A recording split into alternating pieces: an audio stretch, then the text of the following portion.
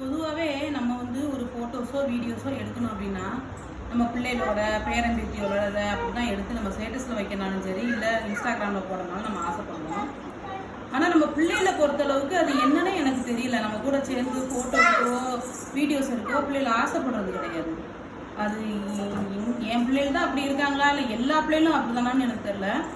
நானும் ஒவ்வொரு நாளும் பிள்ளைகள் வந்து அவங்கவுங்க ஃப்ரெண்ட்ஸுகளோட எல்லாரோடையும் சேர்ந்து வந்து அவங்க எடுத்து ரொம்ப ஆசையாக ஸ்டேட்டஸ்லையோ இல்லை வந்து இன்ஸ்டாகிராமையோ போடும்போது நம்ம வீடியோ ஒரு நாளாக நம்ம பிள்ளைகள் போடாதா அப்படின்னு சொல்லிட்டு எதிர்பார்த்து நான் பார்ப்பேன். ஆனால் ஒரு நாள் இது வரைக்கும் போட்டதில்லை.